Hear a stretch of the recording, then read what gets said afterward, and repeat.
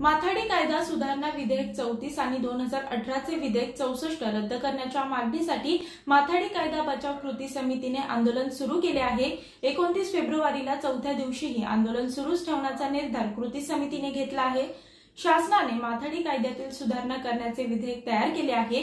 यामुळे माथाडी कायदाच मोडीत निघण्याची शक्यता निर्माण झाली आहे। शासनाने ही विधेयके मागे घ्यावी अशी मागणी राज्यातील प्रमुख माथाडी संघटनांनी केली आहे। यासाठी कृती समितीची स्थापना करण्यात आली आहे। कृती समितीने 26 फेब्रुवारी पासून आझाद मैदानावर उपोषण सुरू केले आहे।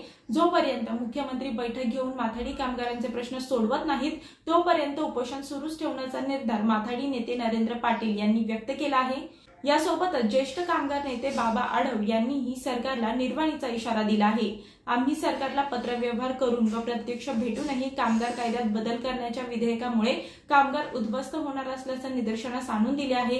पण सरकार योग्य संवाद साधत नाही आणि या प्रश्नावर तोडगाही काढत नाही। यामुळे विधेयक मागे घेईपर्यंत आंदोलन सुरूच ठेवण्याचा इशारा त्यांनी यावेळी दिला। 3 दिवसांपासून सुरू असलेल्या आंदोलनाला अनेक लोकप्रतिनिधींनीही भेट देऊन पाठिंबा जाहीर केला आहे। 27 फेब्रुवारीला सार्वजनिक बांधकाम मंत्री दादा भुसे यांची भेट घडवून आणली होती। त्यांनी 28 फेब्रुवारीला मुख्यमंत्री एकनाथ शिंदे यांच्यासोबत भेट घडवून आणण्याचे आश्वासन दिले होते, पण मुख्यमंत्र्यांनी भेट न घेतल्यामुळे आंदोलन सुरूच ठेवण्याचे जाहीर करण्यात आले आहे। मी वर्षा काटेकर, योद्धा न्यूज, नवी मुंबई।